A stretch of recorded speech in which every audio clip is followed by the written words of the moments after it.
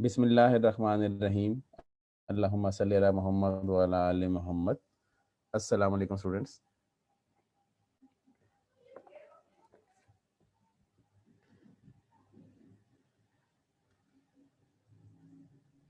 वालेकुम अस्सलाम। जी सर, कैसे हैं आप?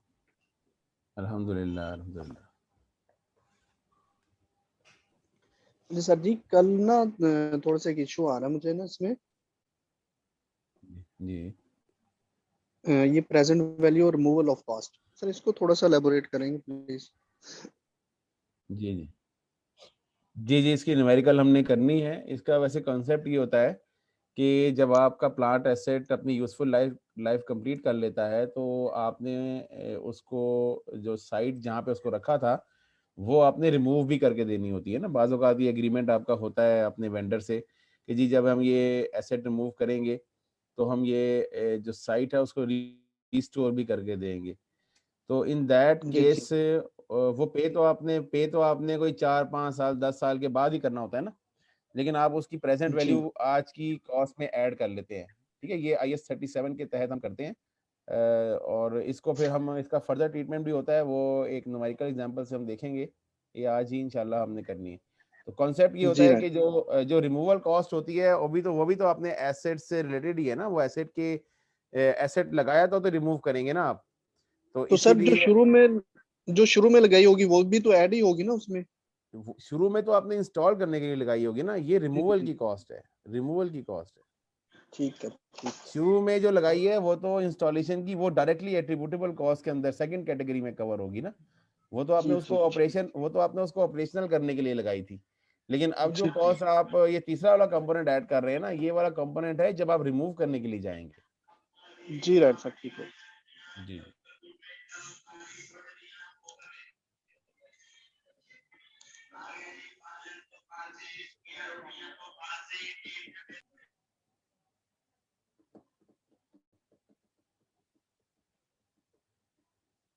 जी और कोई सवाल? शुरू के हमारे 5-10 मिनट ना हमने डेडिकेट किए हुए हैं पिछली क्वेरीज के ऊपर। ऑब्वियसली कुछ स्टूडेंट्स जाके दोबारा लेक्चर्स को देखते हैं और उसमें फिर उनको कुछ चीज़ें समझ आती हैं दोबारा। बाज़ औक़ात नहीं की कुछ चीज़ें क्लियर होती तो वो फिर ज़रूर पूछा करें स्टार्ट में। अस्सलामुअलैकुम सर। जी वालेकुम सलाम। सर ये जो फिक्स्ड और वेरिएबल प्रोडक्शन ओवरहेड का हमने देखा था कि नॉर्मल कैपेसिटी के ऊपर उसने कहा था चार्ज करते हैं, हम्म। और अगर एक्चुअल और नॉर्मल अप्रोक्सीमेट हो तो फिर एक्चुअल पे कर देते हैं। लेकिन सर नीचे उसने जो है ना एबनॉर्मली हाई प्रोडक्शन को उसने फिर उसके ऊपर कर दिया है एक्चुअल पे। एबनॉर्मली हाई को उसने किया है। एक्चुअल पे नहीं, एबनॉर्मली हाई को तो आप पहले नॉर्मली पे करेंगे ना। वो तो फिर आप अल्टीमेटली तो जब आप देखें, जब आप ईयर एंड पे जाते हैं ना, ईयर एंड पे तो तमाम की तमाम चीज़ें आपने एक्चुअल पे करनी ही होती हैं। ठीक है, उसको फिर आप वेरिएंस में रिकॉर्ड करेंगे। ठीक है, जिसे कॉस्ट अकाउंटिंग में करते हैं ना हम, के अंडर अप्लाइड और अप्लाइड निकालते हैं, वो जाके फिर हम उसको अपोर्शन करते हैं। लेकिन वो कह रहे हैं कि जब आपने इनिशियली कॉस्टिंग करनी है ना, डे टू डे कॉस्टिंग करनी है, तो फिर आपने ओवरहेड को, फिक्स ओवरहेड को नॉर्मल कैपेसिटी पे कैलकुलेट करना है। जो आपने रेट कैलकुलेट करना है ना ओवरहेड का, वो आप नॉर्मल कैपेसिटी पे कैलकुलेट करेंगे। वो तो वेरियस में जाके एडजस्ट हो ही जाएगा ना बाद में जाके। यस। अच्छा, ये रिकॉर्डिंग लेक्चर के बारे में SMS आ रहे हैं, रिकॉर्डिंग लेक्चर अपलोड हो रहे हैं। वो आप जाके अपने पोर्टल को लॉगिन करें, वहाँ पे ये सारे रिकॉर्डेड अवेलेबल हैं। जी राव साहब। सर रिकॉर्डिंग लेक्चर जो है तो सर 28 अप्रैल तक है। अभी लास्ट 3-4 लेक्चर्स जो है वो अपलोडेड नहीं है। दूसरा मैंने ये कहना था, जो कल एक्सरसाइज हमने की थी उसका सोल्यूशन अपडेट कर दीजिएगा वो उधर मैंने कर पोर्टल दिया पे, सर, ताकि वो मैंने कर दिया सर। अच्छा सर, और दूसरी बात ये पूछनी थी कि एग्जाम में हमें एक्सेल शीट यूज करने की इजाजत होगी? एग्ज़ाम में मेरा नहीं ख्याल, क्योंकि एग्ज़ाम के अंदर जो आपकी एप्लीकेशन होती है ना, जिसमें आपका वो ओपन होता है, वो लॉक होती है। उसके अंदर आप कोई चीज़ ओपन नहीं कर सकते। तो उसमें आपको अब ये चीज़ें आई डोंट नो कि किसी स्टूडेंट्स या पॉलिसी क्या बनती है, लेकिन एक्सेल शीट बहरहाल नहीं, आप कैलकुलेटर्स आपको अलाउ होते हैं। वो एग्जाम से पहले सर्कुलर आ जाएगा आपको। एक्सेल पे आप ना करें कैलकुलेट, ये हमारी तो मजबूरी है ना जी, हमने तो टाइम इसको किसी न किसी तरीके से करना है। सर वो एक्सेल में जो है ना टेबल वगैरह ये बनाने में बड़ा इजी हो जाता है। एमसीक्यूज होते हैं, वो टिक करना और सबमिट करवाना पड़ता है। हाँ हाँ, वो एमसीक्यूज एक्सेल वगैरह वगैरह जी। यूज नहीं करते सर, हमने अटेम्प्ट दी है ना फरवरी की, तो एक्सेल नहीं होगा मुझे पता है एक्सेल, क्योंकि एक्सेल के अंदर तो तकरीबन बहुत सारी चीजें ऑटोमेटिक कैलकुलेट भी हो जाती हैं, तो इसलिए एक्सेल नहीं वो अलाउ करते। जी और कोई सवाल? मैसेज पे ना क्वेश्चन पूछे, वैसे पूछें। Excuse me sir. जी जी। सर ये मैंने जस्ट अभी ज्वाइन किया, आप किस सर्कुलर की बात कर रहे थे कि सर्कुलर आ जाएगा? जो भी एग्जामिनेशन के बारे में इंस्ट्रक्शन होती है ना, वो आपको सर्कुलर के अंदर बता दी जाती हैं कि बाद ऑलराइट में सर। कोई पॉलिसी चेंज होती है, कोई चीजें होती है, तो वो बहरहाल उसमें आ जाती है सर्कुलर के अंदर। सर ये इसीलिए जो कमला एमसीक्यूज की पॉलिसी है जस्ट कोरोना की वजह से हुई है या ये ऑनवर्ड फिर बाद ये में नहीं भी नहीं चलेगी? और यही चलेगी जी, कोरोना से पहले की है ये तो, ठीक है, ये चलती रहेगी जब तक पॉलिसी रहती है जी।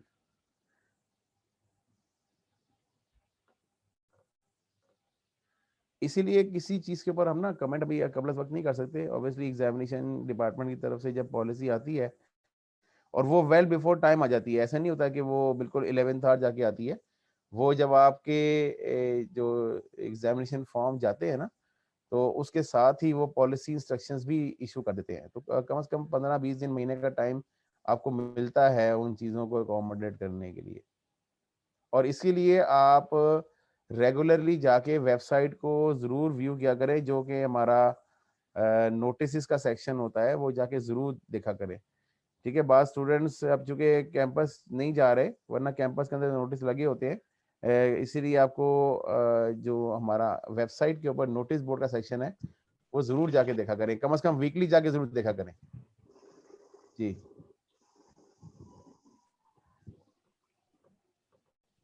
जी और कोई सवाल? कायनात बेटा, आपने क्वेश्चन पूछना है?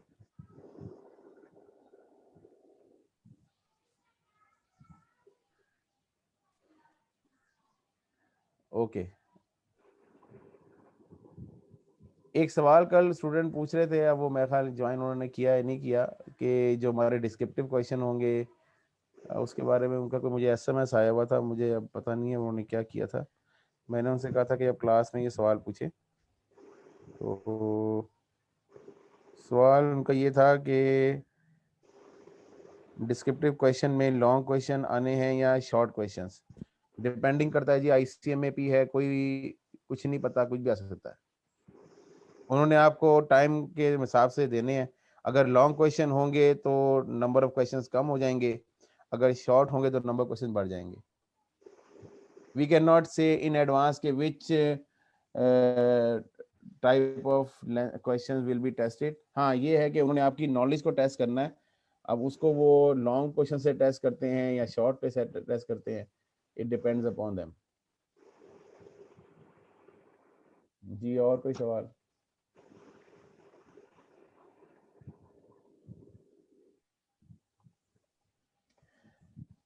ओके जी, कल की क्लास में हम डेफिनेशंस देख रहे थे IAS 16 के हवाले से, और उस डेफिनेशन में हमने एक डेफिनेशन रेजिडुअल वैल्यू की लास्ट देखी थी, और उसमें हम कुछ डिस्कशन कर रहे थे, तो टाइम हमारा ख़त्म हो गया था, तो वील कंटिन्यू दैट डिस्कशन। जी, रेजिडुअल वैल्यू के बारे में हम बात कर रहे थे कि रेजिडुअल वैल्यू, अच्छा इसको थोड़ा सा मैं ना अब एलैबोरेट करता हूँ, मैं थोड़ा सा इसको एक्सप्लेन करता हूँ। The residual value of an asset is estimated amount that an entity could currently obtain, ठीक है जी, from disposal of that asset. ये वाला सेंटेंस एक अंडरलाइन मैंने किया है। अच्छा, ये जो मैं डेटा कर रहा हूँ ना, ये आप फिलहाल इग्नोर कर दें, ठीक है। ये जो मैंने काट दिया ना, ये इसको आप इग्नोर कर दें। ये मैं पढ़ा होगा, ये मॉडिफायर्स कहलाते हैं, ये इसको एक्सप्लेनेटरी क्लॉजेस कहते हैं। ये अगर आप रिमूव भी कर देंगे, बेटा किसी का माइक ना अनम्यूट है तो डिस्टॉर्शन आ रही है। प्लीज अपने माइक्स वगैरह म्यूट रखें।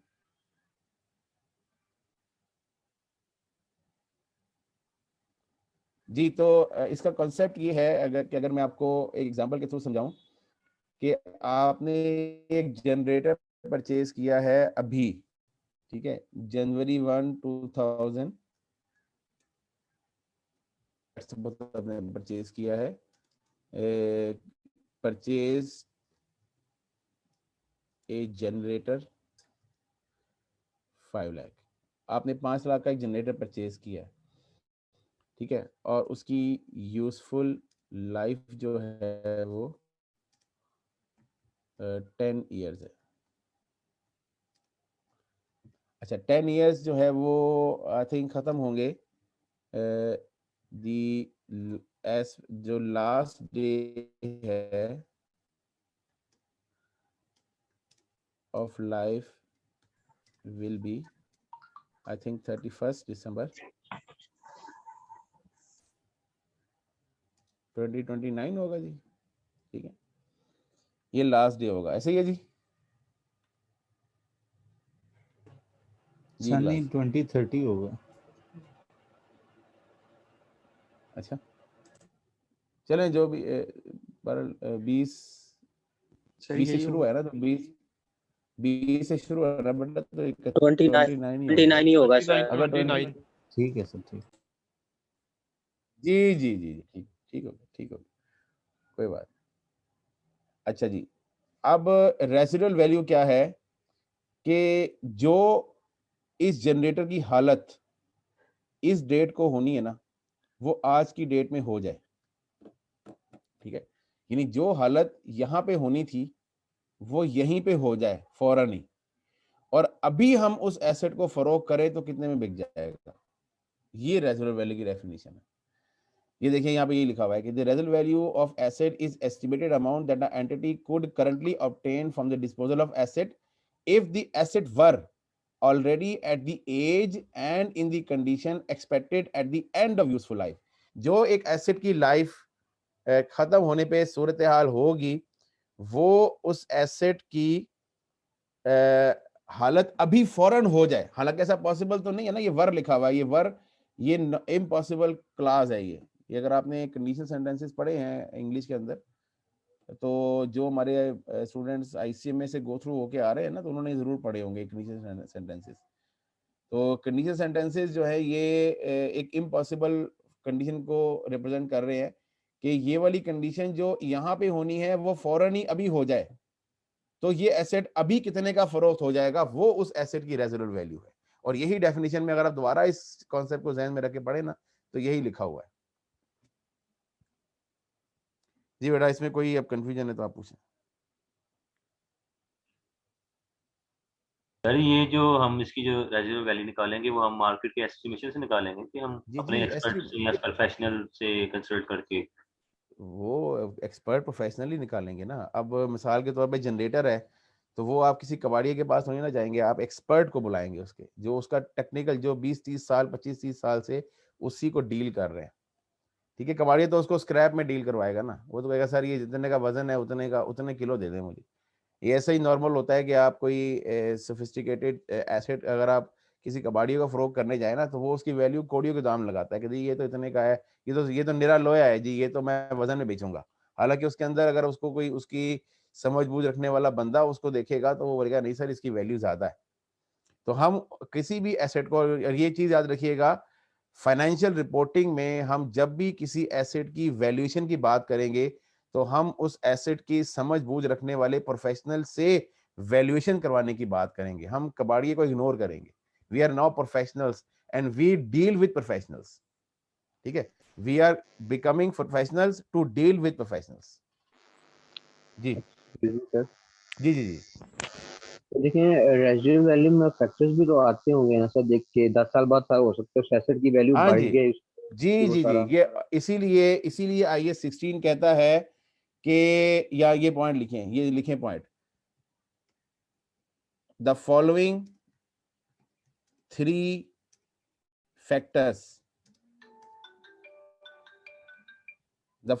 factors must be reviewed annually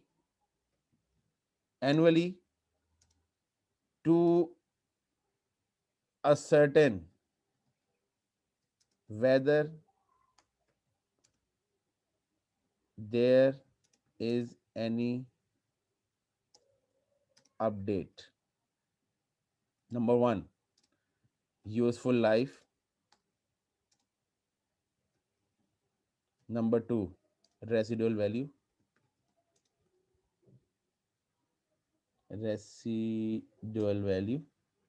Or number 3, depreciation methods and other related matters. ठीक है जी, ये 3 चीजें हर साल के एंड पे रिव्यू की जाएंगी, ताकि आप अगर कोई वैल्यू में तब्दीली आ जाए तो आप उसको फिर अकॉर्डिंगली अकोमोडेट करें और अगले सालों के डेप्रिसिएशन आप फिर अकॉर्डिंगली कैलकुलेट करें।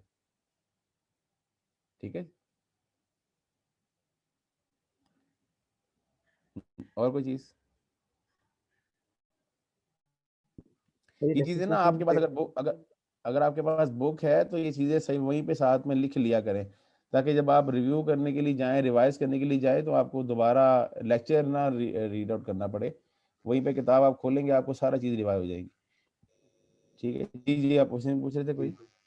जी सर, मैं ये पूछ रहा था सर, यहाँ पे डेप्रिसिएशन का मतलब जी सर, यहाँ पे डेप्रिसिएशन का मतलब ये होगा कि अगर हम डेप्रिसिएशन का मेथड चेंज करना चाहें तो, अगर हो गया किसी बेसिस को, अगर सर हम सिंगल से कर रहे हैं, मतलब कि एक एसेट की हम डेप्रिसिएशन, उसको हम अब दूसरे से कर लेंगे जी, कर सकते हैं जी, कर सकते हैं, लेकिन उसका भी कोई लॉजिक होनी चाहिए ना। डेप्रिसिएशन की वैल्यू डिफरेंट आएगी ना? हाँ, डिफरेंट हो जाएगी ना, वो फिर अगले साल डिफरेंट हो जाएगी। ठीक है, मतलब अभी आप स्ट्रेट लाइन से कर रहे हैं डेप्रिसिएशन, तो आपने डेप्रिसिएशन आपका अगले साल आपने देखा कि यार हमारा जो एसेट है ये स्ट्रेट लाइन पे डेप्रिशिएट होना लॉजिकल नहीं है। एक चीज याद रखिएगा कि डेप्रिसिएशन, ये भी आप पॉइंट लिखेंगे, इंपॉर्टेंट पॉइंट है, depreciation must match with the benefit pattern of asset। अगर एसेट का बेनिफिट उसकी लाइफ में इवन है, यानी वो हर साल इक्वल बेनिफिट दे रहा है, तो फिर डेप्रिसिएशन भी हर साल इक्वल होना चाहिए। लेकिन अगर एसेट की नेचर ऐसी है कि शुरू के पीरियड्स में वो एसेट ज्यादा बेनिफिट देता है और जैसे जैसे टाइम गुजरेगा वो एसेट का बेनिफिट कम होता चला जाएगा, तो फिर अकॉर्डिंगली आप डेप्रिसिएशन का मेथड भी ऐसा सेलेक्ट करें जो इसी पैटर्न के ऊपर आपके डेप्रिसिएशन को भी चार्ज करवाए। जैसे आप रिड्यूसिंग बैलेंस मेथड है, ठीक है, एक और मेथड होता है जिसको हम यूनिट्स ऑफ आउटपुट मेथड है, एक और सम ऑफ ईयर डिजिट मेथड होता है, वो आप लोगों ने फंडामेंटल से पढ़े होंगे, लेकिन मैं उनको रिवाइज करवाऊंगा, मैंने एक शीट बनाई हुई है, मैं उसमें आपको चीजें सारी रिवाइज करवाऊंगा।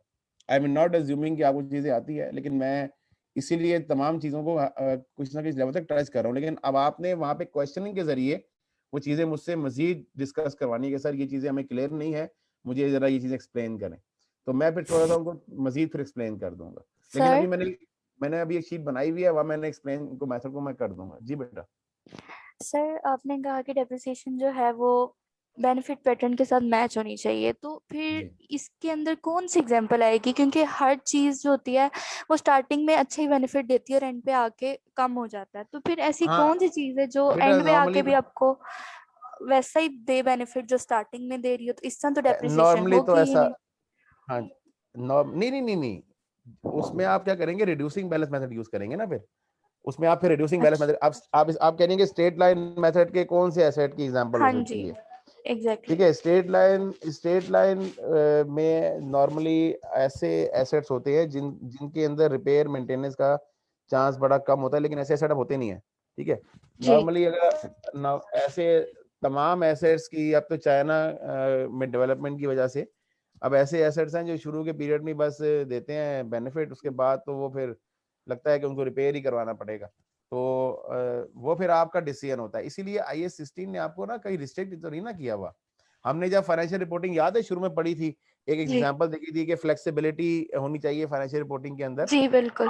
तो आपके बेटा एसेट्स के अंदर जो आपको IAS अलाउ कर रहा है वो कभी भी ये रिस्ट्रिक्ट नहीं कर रहा कि आप ये मेथड यूज करें। बस वो ये कहता है, ये पॉलिसी दे दी ना उसने आपको कि आप अपने एसेट के बेनिफिट को देख लें, अगर वो बेनिफिट उसकी लाइफ में इवन है तो आप मेथड भी इवन वाला सेलेक्ट कर लें।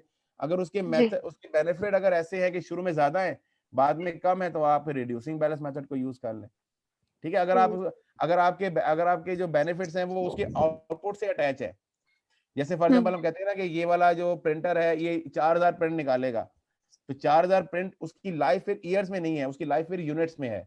अब वो 4000 प्रिंट आप 1 महीने में निकाल लें या आप उसको 1 साल में निकालें। ठीक है, अगर आप महीने में निकाल लेते हैं तो वो 1 महीने में डेप्रिशिएट हो जाएगा, अगर आप उसको 2 साल में निकालते हैं तो 2 साल में डेप्रिशिएट होगा। ठीक है, वो डिपेंड करता है यूसेज के ऊपर। अगर कोई ऐसा एसेट है जैसे माइलेज है, ये भाई ये वाली गाड़ी जो है वो 5 लाख माइल चलेगी उसके बाद खत्म हो जाएगी, तो उसकी लाइफ फिर माइलेज के अंदर आ जाती है। ठीक है, इसके लिए फिर आप ऐसा मेथड यूज करेंगे बेटा जो आउटपुट के साथ अटैच हो जाता है। अच्छा, सही है, थैंक यू सर। जी जी, अस्सलाम वालेकुम सर। जी जी, वालेकुम सलाम सर जी, यही बात है कि depreciation must match with the benefit pattern of asset. क्या ये मेथड पे डिपेंड नहीं करेगा? लेट्स से जैसे हम अगर एक्सेलरेटेड मेथड यूज करते हैं या वो एक डबल बैलेंस मतलब होता है जिसमें शुरू के सालों में डेप्रिसिएशन ज्यादा चार्ज होती है और एंड वालों में कम होती है, तो ये तो मेथड पे डिपेंड नहीं करेगा कि आप यानी कि बजाय इसके हम डेप्रिसिएशन को बेनिफिट के साथ मैच करें, हम बेनिफिट को डेप्रिसिएशन के साथ मैच नहीं करेंगे मेथड? हाँ, तो मैं ये कह रहा हूँ ना, मैं ये कह रहा हूँ कि बेनिफिट को डेप्रिसिएशन के साथ मैच करना है। पहले आप बेनिफिट देखेंगे कि ये बेनिफिट मेरा किस पैटर्न पे आ रहा है, उसी पैटर्न का आप डेप्रिसिएशन मेथड यूज करेंगे। राइट, क्योंकि मैचिंग प्रिंसिपल तभी आएगा ना कि आपने जितने रेवेन्यूज, भाई अगर आपके शुरू में ज्यादा बेनिफिट्स हैं तो शुरू में ज्यादा रेवेन्यूज अर्न करके दिए होंगे ना उसने आपको, तो शुरू में ज्यादा डेप्रिसिएशन आना चाहिए। ये मैचिंग प्रिंसिपल की एप्लीकेशन है बेसिकली। जी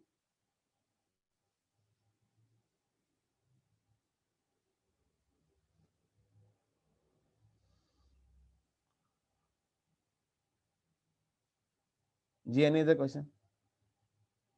ओके,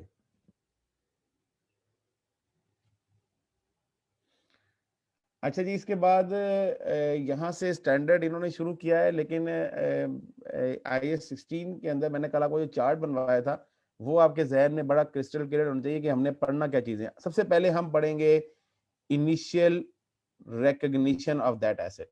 ठीक है जी, बाद हम ऐसा ऐसा इसी हमने कंटेंट सारे इसी बुक के कवर करने हैं, लेकिन हम अब मैंने आपसे कहा था कि हम थोड़ा सा चीज़ों को बाज़ औक़ात हम अपने एग्जांपल्स भी लेके आएंगे, कुछ जहाँ पे हमें ज़रूरत पड़ी कि हमें कुछ और आर्टिकल्स पढ़ने हैं तो मैं आपको वो आर्टिकल्स शेयर करूंगा। जहाँ पे हमने MCQ पे मूव करना है मैं फौरन आपको MCQ पे लेके जाऊंगा। तो हमने ये सीक्वेंस आपको खुद मेंटेन करना है। तो हम यहाँ पे सबसे पहले जो हम एग्जाम्पल करने लगे हैं that is initial recognition of that asset. तो सबसे पहले ये जो पहला 1.2 नंबर पैराग्राफ है, ये आप अगर आप देखें तो ये वही है जो हम फ्रेमवर्क के अंदर पढ़ के आए थे कि किसी property plant and equipment item को अगर आप उस वक्त रिकॉग्नाइज करेंगे, वही वो वाली दो लफ्ज वो लफ्ज आपने बोले नहीं है जी, P प्रोबेबल एंड रिलायबिलिटी। बस ये दो लफ्ज है, ये आपने याद रखने हैं। किसी भी स्टैंडर्ड में आप जाएंगे और वहां पे रिकॉग्निशन क्राइटेरिया का पैराग्राफ आप पढ़ेंगे तो ये आपको 2 सेंटेंसेस वहां पे या 2 ये लाजमी मिलेंगे। इसके अलावा हो सकते हैं लेकिन इससे कम नहीं हो सकते। तो किसी भी प्रॉपर्टी प्लांट एंड इक्विपमेंट के आइटम को आप उस वक्त एसेट रिकॉर्ड करेंगे जब ये प्रोबेबल होगा कि उसके फ्यूचर इकोनॉमिक बेनिफिट्स आपको मिलेंगे और उसकी जो कॉस्ट है वो रिलायबली आप मेजर कर सकते हैं। ये 2 आइटम तो समझ लें कि ये IASB फ्रेमवर्क के साथ हर स्टैंडर्ड के अंदर अटैच है।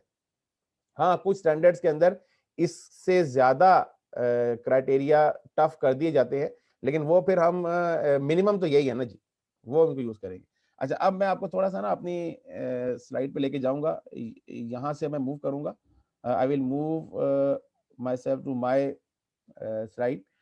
ये भी मैं इंशाल्लाह आपसे शेयर कर लूंगा, जो चीजें मैं आपसे डिस्कस करता जाऊंगा ये वहां पे शेयर फोल्डर में ये चीजें मौजूद होंगी। किसी भी प्लांट एसिड की कॉस्ट के 3 कंपोनेंट हमने कल डिस्कस किए थे जब हम उसका फ्लो चार्ट बना रहे थे, लेकिन अब उसको हम एग्जांपल्स के थ्रू डिस्कस करेंगे। सबसे जो पहला कंपोनेंट है वो ये परचेज प्राइस है, जिसमें इनवाइस प्राइस है, इंपोर्ट ड्यूटीज हैं, नॉन रिफंडेबल टैक्सेस हैं, ट्रेड डिस्काउंट्स हैं, ठीक है।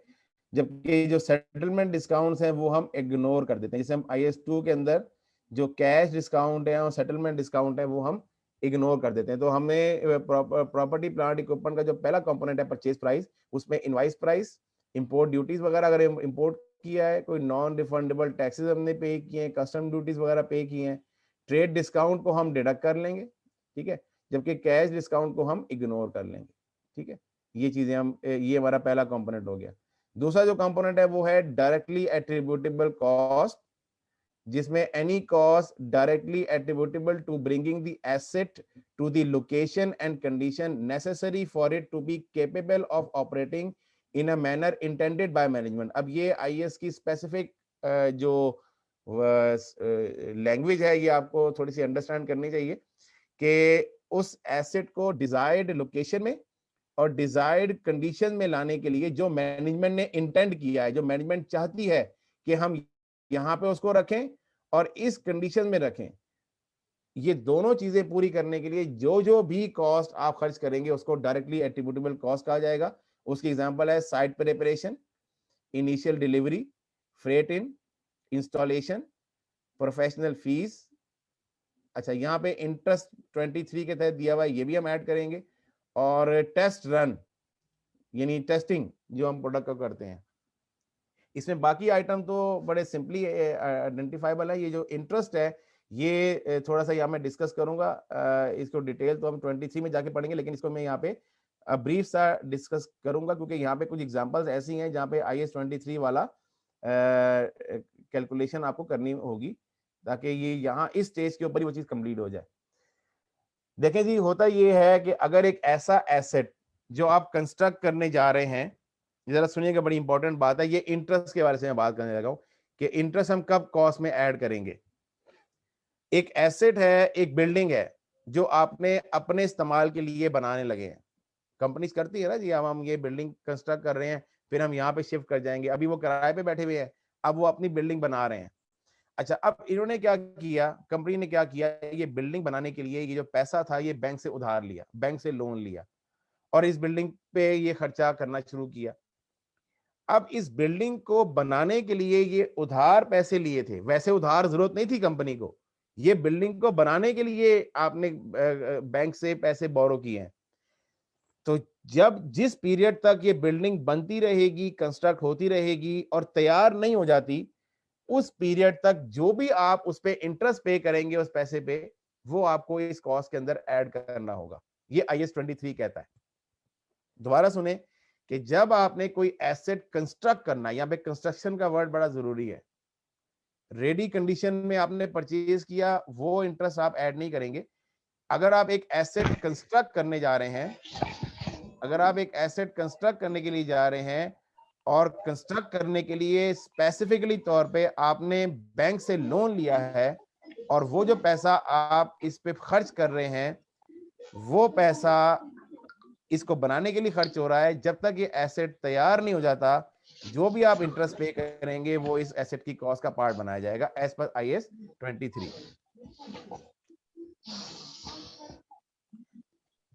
If you have any question तो माइक अपना अनम्यूट रखें, वरना आप माइक अपना म्यूट कर दें प्लीज।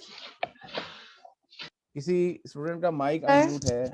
जी जी सर, आपने कहा कि जब तक बिल्डिंग बनती रहेगी तब तक का इंटरेस्ट देना है, तो जब बन जाएगी उसके बाद ये खत्म हो जाएगा? एक्सपेंस वो पे तो करेंगे ना, लेकिन वो एक्सपेंस हो जाएगा। वैसे नॉर्मली इंटरेस्ट एक्सपेंस होता है ना। हाँ, हम इंटरेस्ट एक्सपेंस को डेबिट करते हैं, कैश क्रेडिट करते हैं, ये करते हैं ना जी।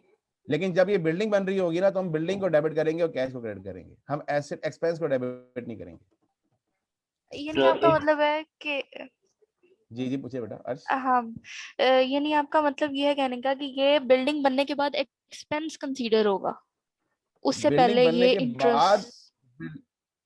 चले मैं आपको एग्जांपल देता हूँ।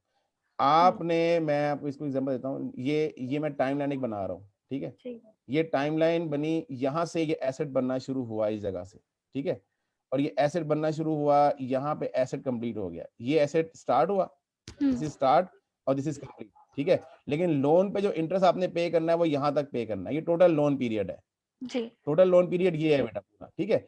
अब ये वाला जो पीरियड है ना एस से सी तक का, ये आपने एसेट की कॉस्ट में ऐड कर देना है, और ये सी से लेकर जो ये वाला पीरियड है ये एक्सपेंस आउट हो जाएगा इंटरेस्ट, सही है, ठीक है। ठीक तो है टोटल इंटरेस्ट आपने पे करना है, टोटल जी जी इंटरेस्ट आपने पूरे पीरियड, लेकिन जो इंटरेस्ट आपने कंस्ट्रक्शन पीरियड के दौरान पे करना है ना, वो आपने उस बिल्डिंग की कॉस्ट में ऐड कर देना है, सही हो गया। क्योंकि वो बिल्डिंग की कंस्ट्रक्शन पीरियड के दौरान आपने पे किया है, लेकिन जब वो बिल्डिंग कंप्लीट हो जाएगी उसके बाद जो भी इंटरेस्ट पे होगा वो फिर इंटरेस्ट एक्सपेंस काउंट होगा, वो फिर आप उसकी कॉस्ट में ऐड नहीं करेंगे। ठीक हो गया सर, थैंक यू। जी जी जी।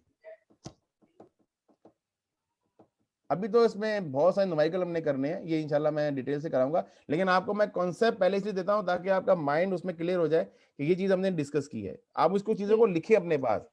ये चीजें जो मैं डिस्कस करता हूँ ये स्टूडेंट्स मैंने देखा है, मैंने अभी ये छठा मेरा माशाल्लाह सेशन है अल्हम्दुलिल्लाह, बच्चे इसको ना नोट्स के ऊपर लिख रहे, ये उर्दू में लिख रहे होते हैं बाज़ औक़ात, मैंने देखा है, लेकिन आप बहरहाल इंग्लिश में लिखें उसको कि सर ने यहाँ पे ये पॉइंट डिस्कस किया था, ये बड़ा हेल्पफुल होगा। जब हम उसको प्रैक्टिकली करने जाएंगे ना तो वहां आपको एक चीज quickly you will get the point. अभी थोड़ी देर में ये शीट नंबर आई थिंक 3 या 4 है, वहां पे इसकी एग्जांपल में करवाता हूँ आपको थोड़ी देर। ठीक हो जी गया बेटा, सर। और कोई सवाल बेटा? सर ये परचेज प्राइस में कैश डिस्काउंट क्यों डिडक्ट नहीं होगी सर? इसलिए कि कैश डिस्काउंट का मकसद वो प्रोडक्ट नहीं होती, वो पैसे जल्दी हासिल करना होता है, ठीक है। कैश डिस्काउंट का मकसद, जब कैश डिस्काउंट आपको वेंडर देता है ना, तो उसका मकसद ये नहीं होता कि आपको प्रोडक्ट वो बेचे, उसका मकसद होता है कि वो पैसे जल्दी ले ले आपसे,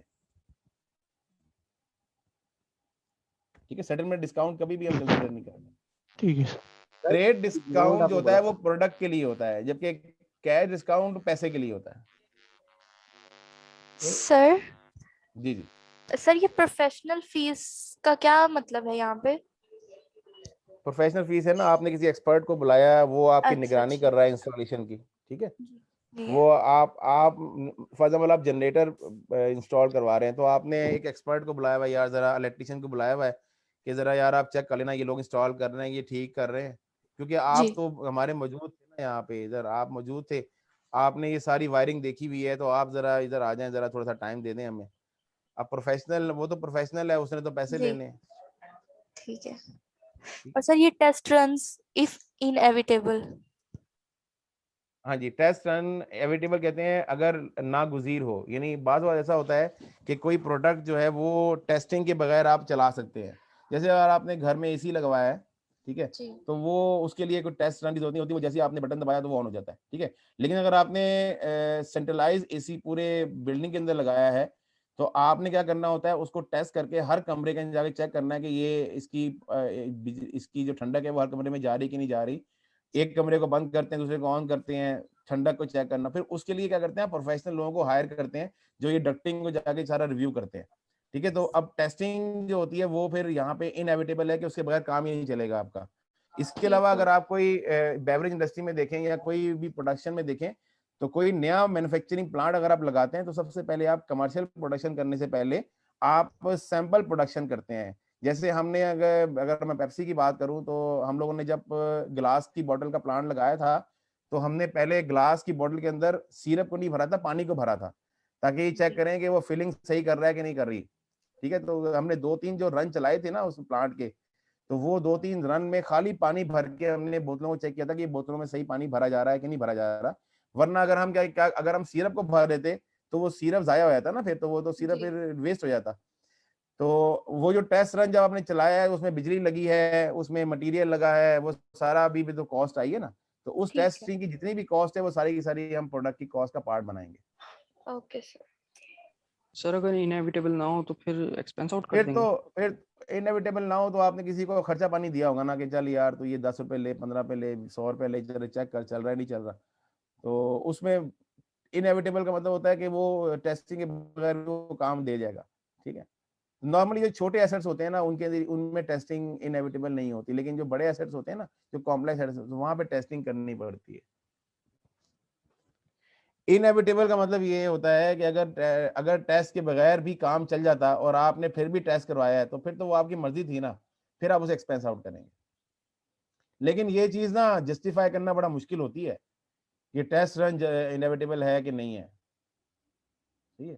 लेकिन नॉर्मली जो कॉम्प्लेक्स एसेट होते हैं ना, अब एक कैलकुलेटर, आप अगर आपने एक लैपटॉप परचेज किया है और लैपटॉप को क्या टेस्ट करेंगे, उसमें आपने बटन दबाया वो चल गया, बस वो रन हो गया, उसको आपने किसी को दिखाया, उसने कहा जी हाँ जी ये चीज चल रहा है, तो उसमें तो आपने टेस्टिंग भी करवाई है, तो उसने उसको टेस्टिंग की कोई फीस आपसे चार्ज नहीं की। लेकिन अगर आपने 50 कंप्यूटर लगवाए हैं, एक लैब बनवाई है और 50 कंप्यूटर में आपने उन सबको एक पूरे दिन के लिए आपने एक टीम को हायर किया जिसने हर जाके नेटवर्किंग को चेक किया है कि भाई सारा डाटा ट्रांसफर हो रहा है, प्रिंटर हर कंप्यूटर पे चल रहा है, ठीक है, नेटवर्क हर कंप्यूटर पे आ रहा है, तो वो टेस्टिंग के लिए फिर वो आपसे फीस चार्ज करेंगे, तो उसको फिर आप कॉस्ट का पार्ट बनाइएगा।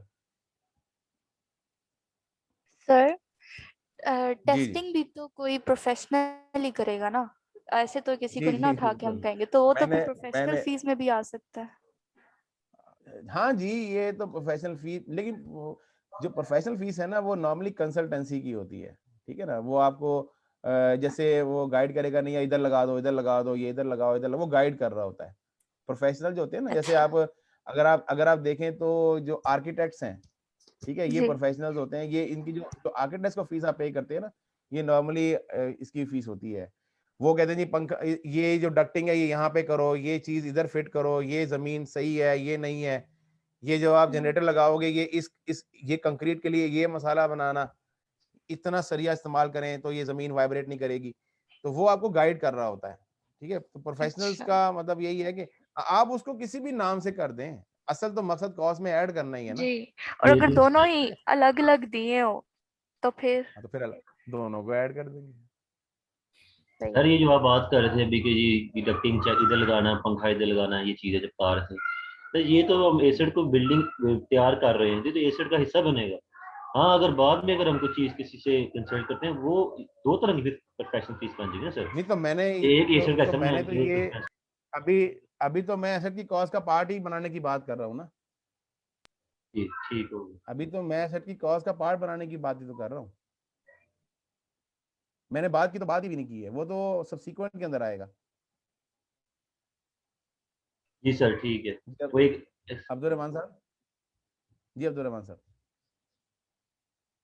सर मैंने पूछा था कि जो तकलीफ का मैंने कंट्रोल करना था। जरा थोड़ा सा लाउड बोलिएगा, मुझे आपकी आवाज नहीं आ रही। सर मैंने ना ये परचेज प्राइस में कंफर्म करना था, सेटलमेंट कैश डिस्काउंट और बोला इग्नोर होते हैं, हाँ, तो सर इसकी सेटलमेंट एग्जांपल हम डिस्काउंट, ले सकते हैं। जी बोलें बोलें। ताकि हमने कोई 25,000 का एसेट हमने परचेज किया, उस पे हमें 2% कैश डिस्काउंट मिला सर, तो सर जी, हम अब एसेट की जो प्राइस है वो डिस्काउंट के बाद लिखेंगे कि 25,000 ही लिखेंगे? ये डिस्काउंट आपको सेल टाइम के ऊपर मिल गया था या बाद में मिला था? सर सेल टाइम जब हम पैसे देने गए सर, जब तो पैसे बस देने गए वो, सर। हाँ, तो ट्रेड डिस्काउंट हो गया ना, वो ट्रेड जी सर। डिस्काउंट। अच्छा अच्छा। देखिए दो किस्म के डिस्काउंट होते हैं, मैं डिस्काउंट जी के जी बारे में जी आपसे जी डिस्कस कर लूं। देयर आर टू ठीक। टाइप्स ऑफ डिस्काउंट्स, ठीक है।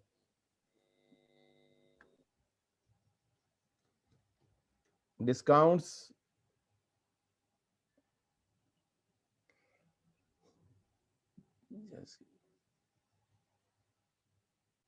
Number 1 is trade discount and number 2 is cash discount, ठीक है।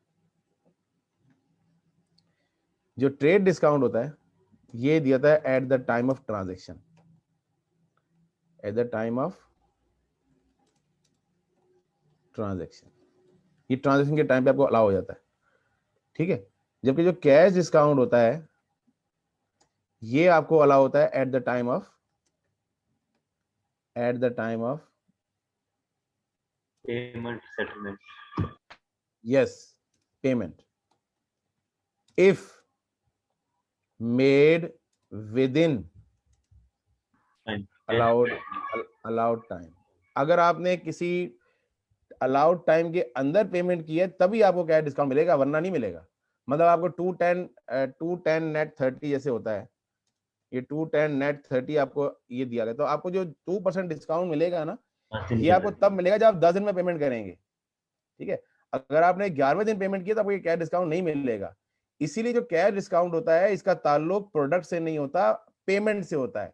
जो ट्रेड डिस्काउंट है उसका ताल्लुक प्रोडक्ट से होता है, लिहाजा वो आप माइनस कर सकते हैं, कैश डिस्काउंट आप माइनस नहीं कर सकते। लेकिन एक बात यहाँ पे है कि हम तो एसेट हमेशा आफ्टर डिडक्शन, यानी कि जो हमारी फाइनल जो बार्गेनिंग के बाद जो डन होती है एक प्राइस, तो वही हम उसी पे हम इनवॉइस उसको जनरेट करेंगे ना सर, वही हमें इनवॉइस हाँ, मिलेंगे।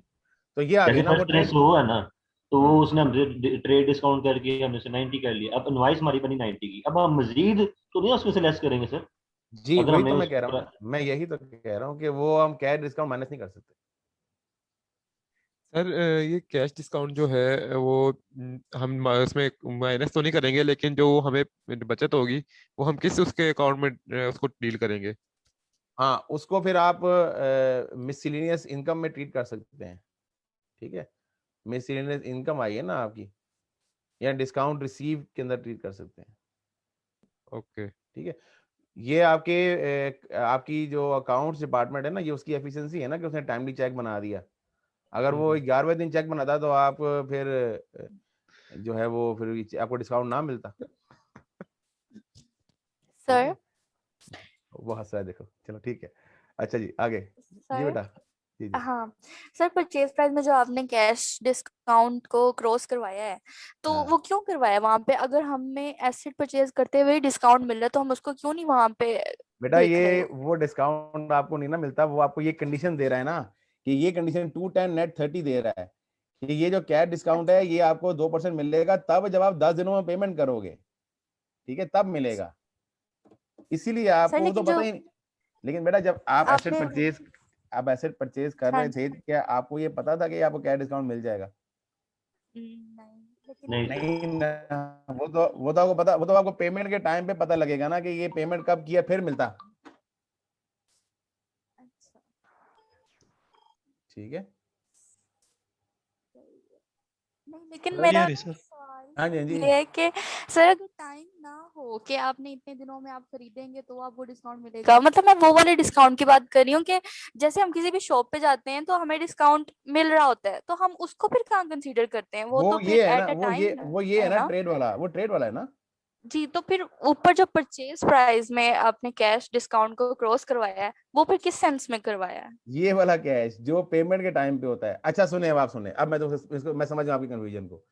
अगर आपने कैश पे कोई प्रोडक्ट परचेज की है, नकदी परचेज की है, तो फिर तो इसका कॉन्सेप्ट ही नहीं है, सारा सारा डिस्काउंट ट्रेड डिस्काउंट होगा, ठीक है, क्योंकि जो उसने डिस्काउंट देना आपको अभी दे देगा ना वो। जी। फिर आप जेब में पैसे रख के लेके गए हो, आपने एसी परचेज करना है, आपके पास जेब में पैसे भी हैं, तो आप कभी ये लो, ये मैं आपको कैश दे रहा हूं, मुझे कितना छोड़ते हो पैसे, ठीक है। तो ट्रांजैक्शन के टाइम पे जो भी उसने आपको छोड़ दिया वो सारा का सारा ट्रेड डिस्काउंट है, वो आप माइनस कर देंगे, ठीक है जी। सुने, अब ये बात समझ में आ गई? नहीं बात समझ में अभी आगे चलता हूँ ना, मैं कंप्लीट नहीं हुआ। अच्छा, अब आपकी जेब में पैसे नहीं है, ठीक है, आपकी जेब में चेक बुक है, या आपकी जेब में पैसे घर पड़े हैं, आप दुकान के पास गए, आपने कहा जी मुझे ये 1 लाख का एसी है, तो मुझे कितने में देंगे आप? आपने कहा जी ये आपको 95 में मिलेगा। तो आपने कहा ऐसा है कि मैं आपको पेमेंट जो है ना वो करूंगा 1 महीने बाद, ठीक है जी। अच्छा, 95 की आपने उसने इनवाइस काट दी, जब वो इनवाइस काट के आपको दे दी 95 की, 5,000 उसने डिस्काउंट किया, वो ट्रेड डिस्काउंट कंसिडर होगा। लेकिन उसने आपको जाते हुए ये भी कह दिया कि अगर आप 10 दिन में पेमेंट कर देते हैं ना, तो मैं 95,000 के ऊपर आपको 2% और छोड़ दूंगा, ठीक है। 95 की इनवाइस बन गई है, वो आपको 5,000 ट्रेड डिस्काउंट मिल गया। लेकिन जाते हुए उसने आपसे जल्दी पेमेंट निकलवाने के लिए आपको एक मोटिवेशन दी ना, लालच दिया। अगर मैं इन ब्लंट सेंस बात करूं, उसने कहा यार ये पता नहीं महीने बाद पेमेंट करेंगी नहीं करेंगी, मैं इनको खातून को ना कहता हूँ कि चलो 10 दिन में पेमेंट कर दो, मैं तुम्हें 2% और छोड़ दूंगा। तो वो जो 2% और छोड़ने की बात हो रही है ना, वो पेमेंट से कंडीशनल है, ठीक है, वो कैश डिस्काउंट कहलाएगा, क्योंकि वो आपको कस्टमर को इसलिए ऑफर किया जा रहा है कि वो पैसे जल्दी दे दे, ठीक है। तो पैसे जल्दी देने के लिए जो भी डिस्काउंट होता है वो कैश डिस्काउंट कहलाता है। वो आप प्रोडक्ट की कॉस्ट में से माइनस नहीं करते, वो आप अलग से इसको रिकॉर्ड करते हैं, वो जो भी रिकॉर्डिंग उसकी होती है वो आप उसकी बुक कीपिंग जैसे भी आप करना चाहें।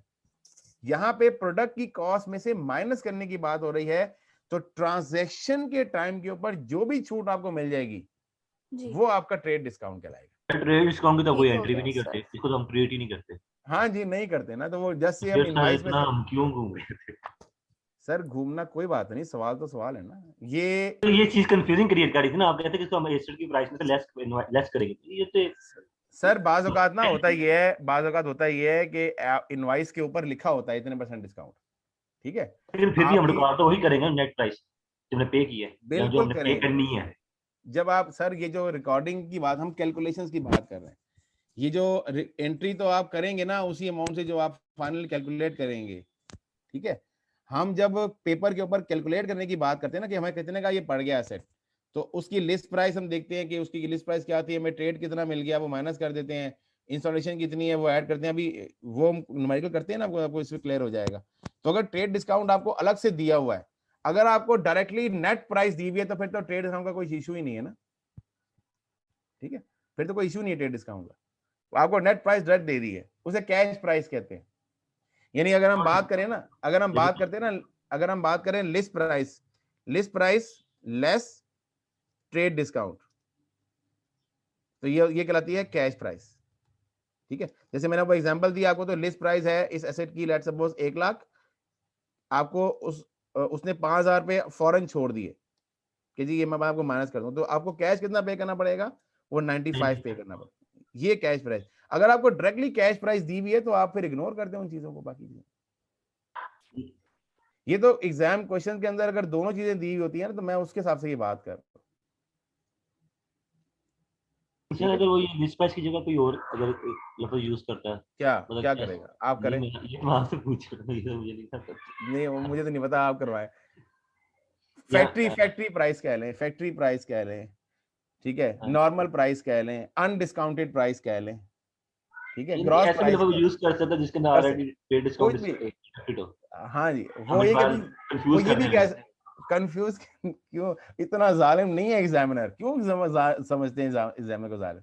ये बहुत बहुत लीनियंट एग्जामिनर है आपका, बहुत, वो आपके लिए बड़ा आसानी पैदा करेगा, ठीक है, लेकिन आपने आईसीएमए के एग्जामिनर बड़े सख्त होते हैं, वो नहीं जरा लीनियंट। भाई मुझे 20 साल हो गए यार, मैं बताता हूँ, आप वो लीनियंट ही हैं, बड़े अच्छे एग्जामिनर, ठीक है। वो हमें लगता है बाज़ औकात कि वो नहीं है, जानबूझ के कोई भी ऐसा नहीं करता कि आपको तंग करे। सर आप भी एग्जामिनर तो नहीं है? हर चीज नहीं पूछी जाती, ठीक है, कुछ चीजें पर्दे में भी रहनी चाहिए ना, ठीक है। बिल्कुल सर। हाँ, सारी बातें पूछ लोगे तो फिर सर आपको खुदा का वास्ता है कि पेपर आसान बनाना। अच्छा, खुदा का वास्ता है। अस्सलाम वालेकुम सर। जी वालेकुम सलाम। सर ये डिस्काउंट रिसीव्ड और डिस्काउंट अलाउड जो है, ये एक दिन पहले भी बात हुई थी, मैंने ही की थी, तो आपने कहा था कि ये ना एक्सपेंस है ना इनकम है, ये डिडक्शन इन एक एक्सपेंस है और एक रिडक्शन वो ट्रेड डिस्काउंट की बात थी, बिल्कुल ट्रेड डिस्काउंट की बात थी। हाँ, मतलब अगर दूसरा जो कैश डिस्काउंट है वो इनकम और एक्सपेंस कंसीडर होता है। हाँ, उसको फिर आप अकॉर्डिंगली रिकॉर्ड करते हैं, क्योंकि बेसिकली वो कैश, हाँ जी, वो कैश की, वो बेसिकली कैश के पेमेंट के साथ या रिसीव के साथ अटैच होता है ना, इसलिए उसको आप मिसकेलियस इनकम ट्रीट कर लेते हैं और मिसकेलियस एक्सपेंस ट्रीट कर लेते हैं। Right sir. जी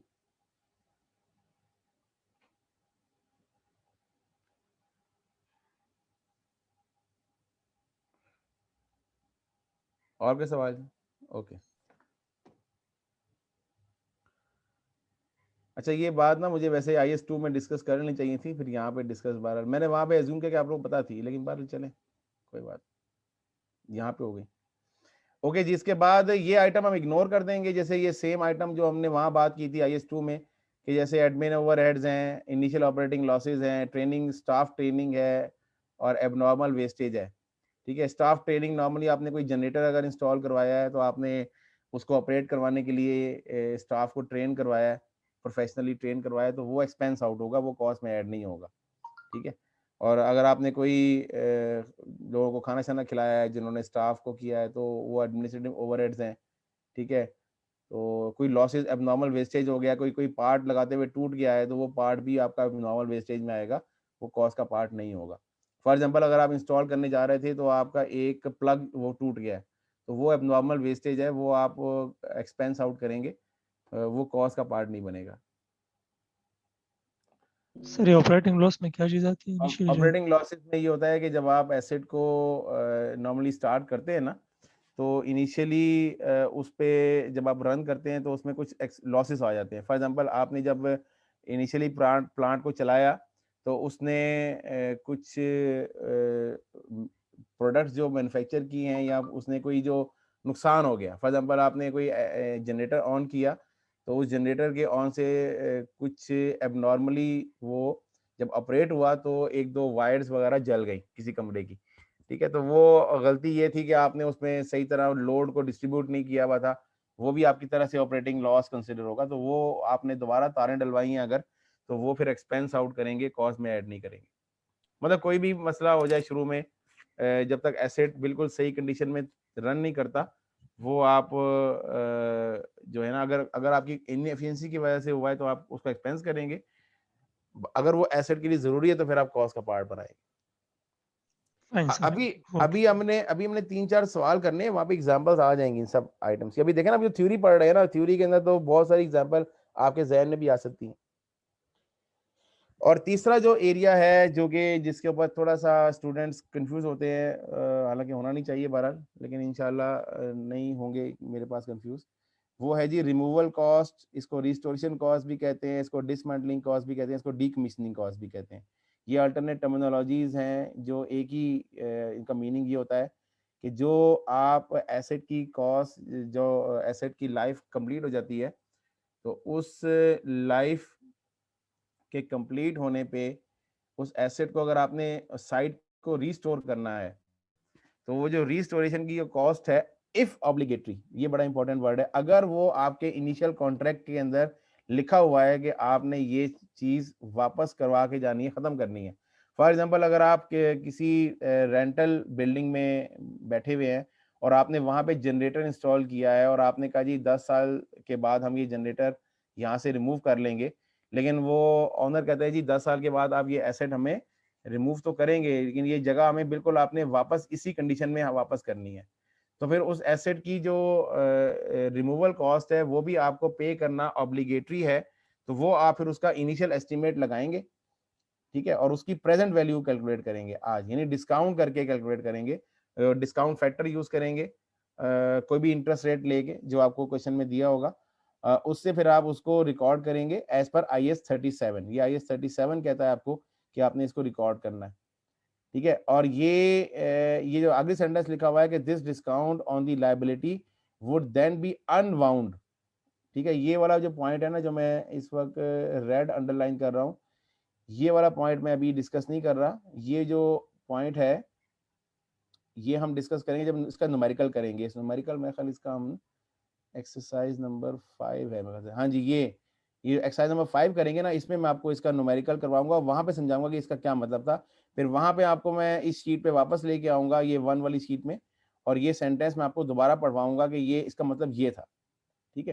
लेकिन अभी आपने सिर्फ इतना समझ लें कि जो प्रेजेंट वैल्यू होगी उस अमाउंट की, वो आपने कॉस्ट का पार्ट बना देनी है, ठीक है। उसके बाद उसका क्या करना है, उसकी अनवाइंडिंग भी करते हैं, वाइंडिंग अनवाइंडिंग भी करते हैं, वो भी एक नया कॉन्सेप्ट है, वो फिर हम न्यूमेरिकली डिस्कस करेंगे जी।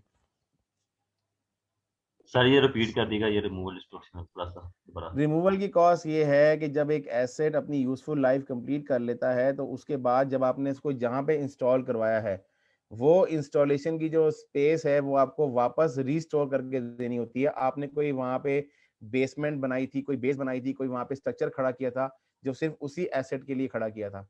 अब जब वो एसेट आप वहां से रिमूव करेंगे तो आपको वो स्ट्रक्चर भी वहां से रिमूव करना पड़ेगा। तो वो जो रिमूव करने के लिए जो खर्चा आएगा ना उसको एसेट को वहां से, वो खर्चा अगर आपने उस वक्त पे करना है, ऑब्लिगेटरी है पे करना, यानी आपकी जिम्मेदारी है पे करना, तो फिर आप उस खर्चे को आज की डेट में डिस्काउंट करके भी उस इक्विपमेंट की कॉस्ट के अंदर ऐड करेंगे। जिसको कहते हैं रिमूवल कॉस्ट या dismantling cost, restoration cost and decommissioning cost. Sir ये द डिस्काउंट एक ऑन वो भी दिस तो होती है ना,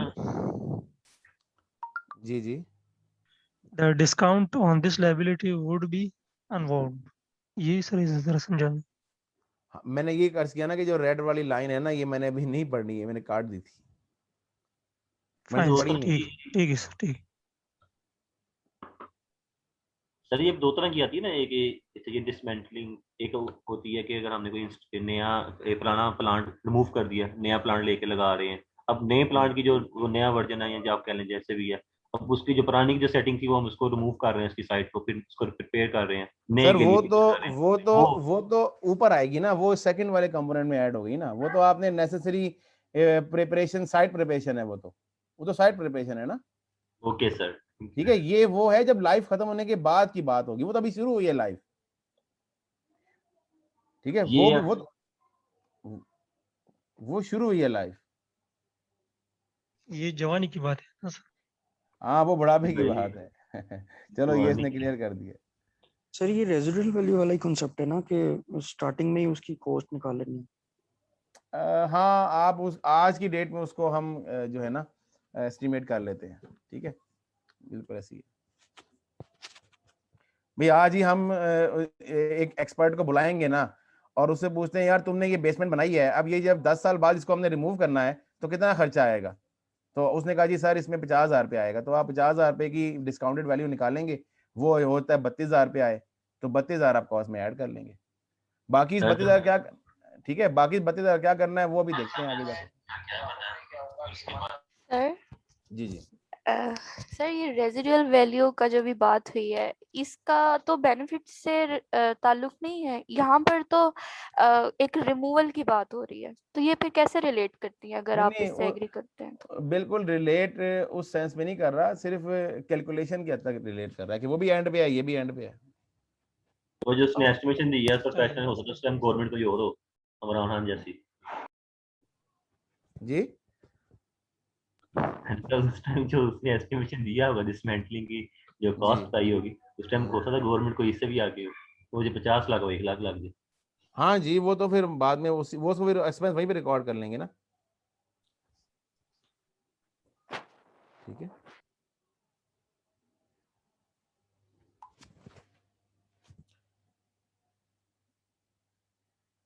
जरा 5 मिनट का तौक़ुफ़ कर लेते हैं, थोड़ा सा बोल के जरा गला खुश्क हो गया। ठीक है, 5 मिनट जरा। जिन लोगों ने अपने नाम के साथ वो नहीं लगाया हुआ रजिस्ट्रेशन नंबर, वो इस पीरियड में लगा लें। Will resume after 5 minutes. Sir आज के लिए इतना ही बहुत है, आज ना पौधा भी लगना है।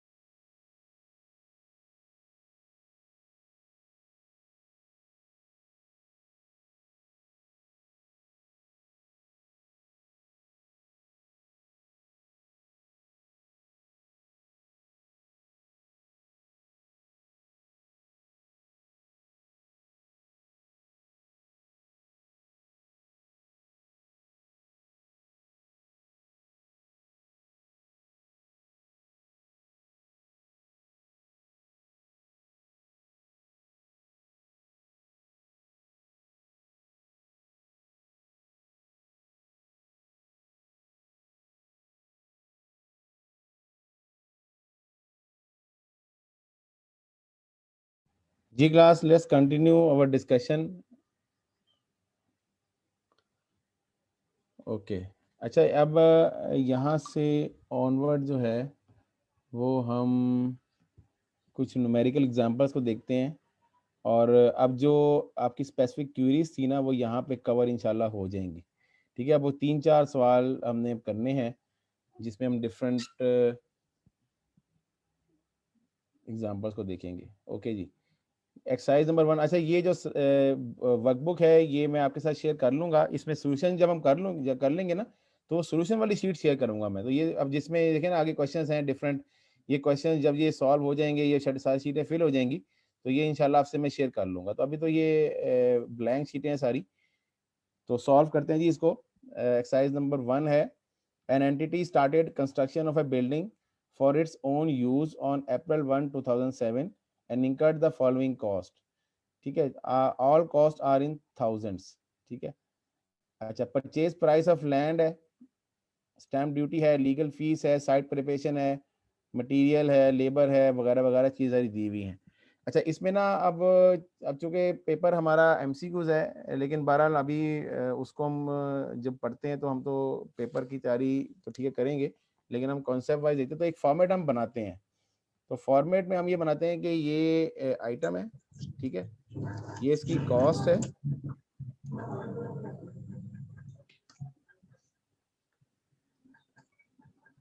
अपने माइक आपने काइंडली म्यूट रखें।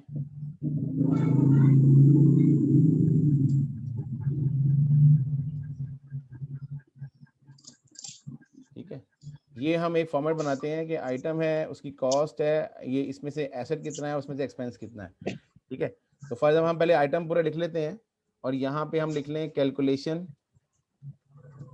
Of the cost of asset. ठीक है, और यहाँ पे लिख लें ₹1000। ठीक है, ₹1000।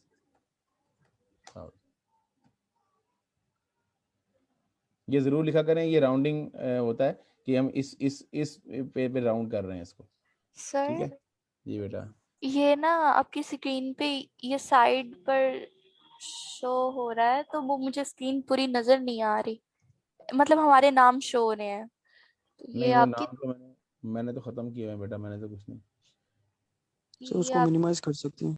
आप उसको मिनिमाइज कर सकते हैं, हाँ। ओके, ये कंट्रोल तो आपके हाथ में है ना। मेरे पास तो पूरे एक्सेल शीट ही मैंने खोली हुई है, मैं नाम तो खत्म कर रहा। ओके, ओके, कोई बात नहीं, बड़े बड़े शहर में छोटी छोटी बातें होती रहती हैं। परचेज प्राइस, स्टैम्प ड्यूटी, अभी हम सिर्फ नाम लिख रहे हैं, ठीक है, बाकी इसका ट्रीटमेंट देखते हैं। स्टैम्प ड्यूटी है, परचेज प्राइस है 2,50,000।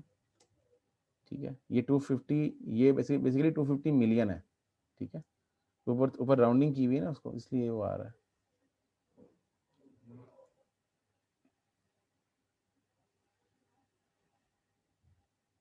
ओके, स्टैम्प ड्यूटी बेटा हमने पे की है 5,000, यानी 5 मिलियन पे की है। लीगल फीस 10 मिलियन है। साइट प्रिपरेशन 18 मिलियन की है। मटेरियल्स हमने 100 मिलियन के खर्चे किए हैं। लेबर हमने पे की है 150 मिलियन की। आर्किटेक्ट फीस पे की है हमने 20,000। ठीक है, और जनरल ओवरहेड्स हमने पे किए हैं 30,000। ठीक है बेटा, तो ये टोटल हमने 583 पे किए। ठीक है, अब इसमें से कौन सी कॉस्ट एसेट में जाएगी, कौन सी एक्सपेंस में जाएगी, ये हमने देखना है, लेकिन उसके लिए हमें नीचे कोई इंफॉर्मेशन दी हुई है, वो देखते हैं। उसकी बेस के ऊपर हम जरा पहले पढ़ लेंगे। अच्छा, आइटम बाय आइटम देखते हैं। The following information is relevant. Material cost were greater than anticipated. On an investigation, it was found that material costing ₹10 million had been spoiled and therefore wasted, and further 15 million was incurred on material as a result of faulty design work. देखें जी, but investigation में मालूम ये पड़ा कि आपका जो material है वो 100 मिलियन का तो खर्च हुआ है, लेकिन इसके अंदर क्या है, इसमें 10 मिलियन तो स्पॉइल मटेरियल है और 15 मिलियन जो है वो आपने कोई गलत दीवार खड़ी की थी, वो गिराई है, दोबारा नई दीवार बनाई है, तो वो 15 मिलियन उस पर खर्च हो गया। तो 25 मिलियन टोटल जो आपका वो एसेट का एक्सपेंस हो गया। तो अब देखें ये 1 लाख में से 25,000 तो आपके यहाँ सीधे सीधे रिमूव हो गए, तो बाकी आपकी जो एसेट के ऊपर जो सही मानों में लगा है वो 75 मिलियन लगा है।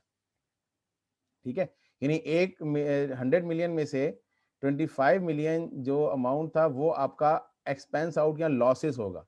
ठीक है, इसको लॉस भी आप कह सकते हैं। ठीक है, एक्सपेंस या लॉस आप दोनों कैटेगरी में इसको डिवाइड कर सकते हैं। ठीक है, तो वो 25, हाँ रिपीट कर देते हैं, 10 मिलियन आपका स्पॉइल हो गया मटेरियल।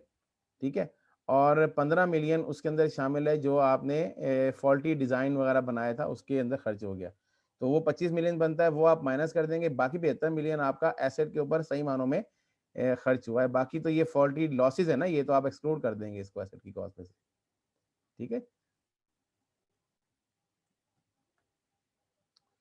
अच्छा, उसके बाद as a result of these problems work on building ceases for a fortnight during October 2007 and it is estimated that approximately 9 million for the labor cost relate to this period। अब ये जो अब मसला हुआ था ना मटेरियल का, इस वजह से आपके लेबर जो है वो भी आइडल बैठी रही है। 9 मिलियन उनको कॉस्ट एक्स्ट्रा पे की गई है, तो 9 मिलियन आपकी लॉसेस हैं, बाकी 141 मिलियन जो है वो आपके एसेट के ऊपर खर्च हुई है। टोटल 150 मिलियन खर्च किए ना आपने, उसमें से 9 मिलियन तो आपकी लॉस हो गई, बाकी 141 आपके एसेट की कॉस्ट का पार्ट बनाई जाएगी। अच्छा, उसके बाद the building was completed on July 1, 2008 and occupied on 1 सितंबर 2008। अच्छा, इसका क्या आगे रोल है देखते हैं अभी क्वेश्चन में। अब बाकी जो आइटम रह गए हैं वो हम देखते हैं कि कौन से आइटम हमें कॉस्ट के इस कॉलम में रखना है, कौन सा इस कॉलम में रखना है। तो परचेज प्राइस जी ये हमारा पूरा का पूरा एसेट की कॉस्ट का पार्ट बनेगा, यहाँ पे कुछ नहीं जाएगा। स्टैम्प ड्यूटी बिल्कुल ये हमारी इसमें जाएगी और यहाँ पे ये ज़ीरो हो जाएगा। लीगल फीस भी हमारी कॉस्ट का पार्ट बनती है, ये ज़ीरो हो जाएगा। साइट प्रिपरेशन भी कॉस्ट का पार्ट है, ये ज़ीरो हो जाएगा। आर्किटेक्ट फीस भी हमारी कॉस्ट का पार्ट होती है, जो ये ज़ीरो हो जाएगा। जबकि जो जनरल ओवरहेड है वो यहाँ पे नहीं आएंगे, वो सारे के सारे इधर बनते हैं। तो ये हमारी जी 519,000 जो हमारी एसेट की कॉस्ट का पार्ट है, और बाकी जो 64,000 है ये हमारे एक्सपेंसेस है। ये है जी आपकी वर्किंग।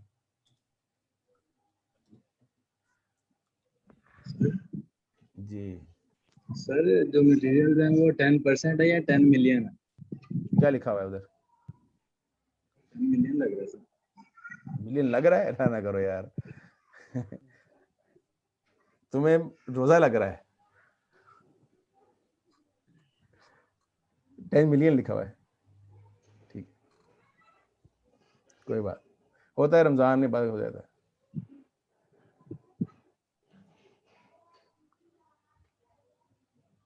सर एग्जाम में तो ये भी पॉसिबिलिटी हो सकती है ना कि वो बताए कि इन आइटम में से कौन से डायरेक्टली एट्रीब्यूटेबल है। जी जी जी, कुछ भी हो सकता है सर, आईसीएमएम में कुछ भी एक्सपेक्ट कर सकते हैं, हमें नहीं पता एग्जामिनर के माइंड में क्या है। हमें वो चीजें कवर करनी है, हम डिफरेंट, अब एज अ इंस्ट्रक्टर या एज अ फैसिलिटेटर मैं सिर्फ ये कर सकता हूँ कि मैं आपको मैक्सिमम पॉसिबल चीजें करवा दूं, ठीक है।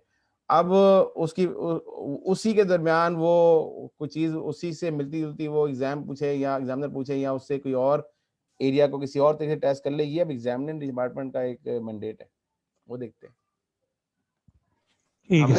हमें टॉपिक कवर करना है, वो हम पूरी तरीके से इंशाल्लाह कवर करेंगे इंशाल्लाह।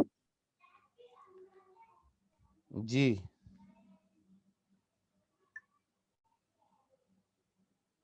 सर ये थर्ड पॉइंट का क्या होगा फिर?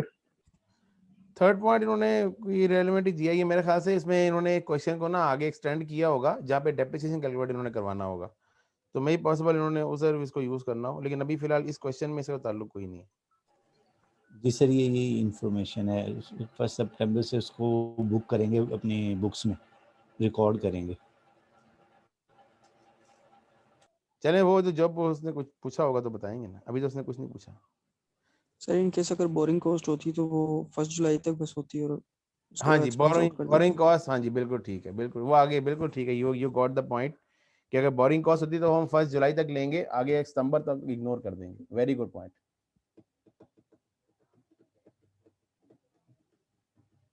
ठीक है जी। क्वेश्चन नंबर, इसके बाद नेक्स्ट क्वेश्चन है, वो भी हम यही फॉर्मेट कॉपी कर लेते हैं।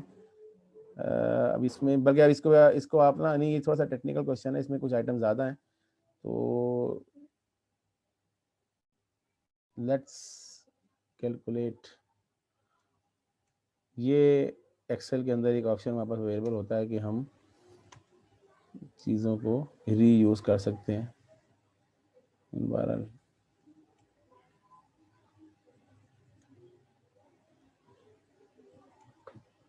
ओके जी,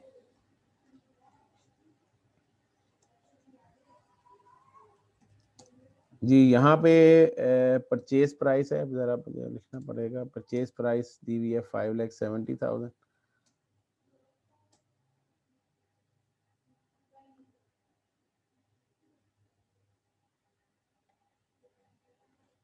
इंपोर्ट ड्यूटीज, ठीक है,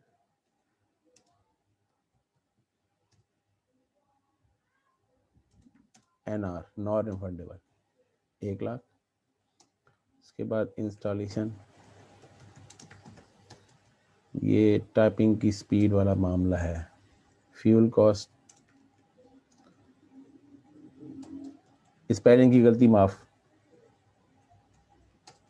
ठीक है। Admin cost 10,000। स्टाफ पार्टी हो रही है जी 14,000। ट्रेनिंग,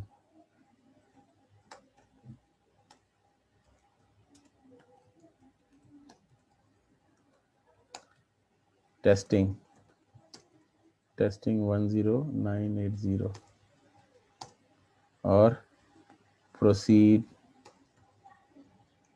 प्रोसीड्स हैं ये 13,000 और एडवर्टाइजिंग, ठीक है। ये टाइम की मैं शॉर्ट ज़रा लिख रहा हूँ, आपने एग्ज़ाम में तो खैर अब आपको ऑप्शन ही दिया होगा। इनिशियल ऑपरेटिंग लॉसेस और डिसमेंटलिंग कॉस्ट जो ऑलरेडी प्रेजेंट वैल्यू दी हुई है वो कितनी, ये 35,000 है और ये 27,020 है, ठीक है जी। इसके बाद इसको कम कर लें, टोटल, ठीक है जी, ये मैंने जल्दी लिख लिया। चलें जी, इसको अब टोटल करते हैं। अब इसमें से बताइएगा कि कौन सी इसमें से कितना एसेट है कितना एक्सपेंस है। अभी देखें, purchase price including VAT of 14%। अच्छा देखें, जो नॉर्मली वैट जो वैल्यू एड टैक्स होता है ना, ये रिफंडेबल होता है और ये इस प्रोडक्ट की आउटपुट के साथ एडजस्टेबल होता है, ठीक है। ये आप इसकी डिटेल अगर आप देखना चाहते हैं तो आप सेल टैक्स एक्ट को पढ़ सकते हैं, नहीं पढ़ना चाहते कोई बात नहीं, आपको अगले सेमेस्टर में पढ़ा दिया जाएगा, ठीक है।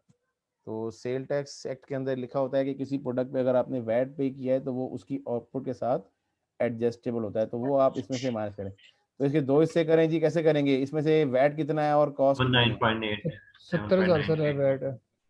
79,800 और नहीं मेरी बात सुन, इसमें इंक्लूडेड है तो ये 114% है, ठीक है। तो एसेट निकालने के लिए इसको 1.14 से डिवाइड करेंगे तो 5 लाख ये आएगा तो 70,000 वो आ जाएगा, ठीक है।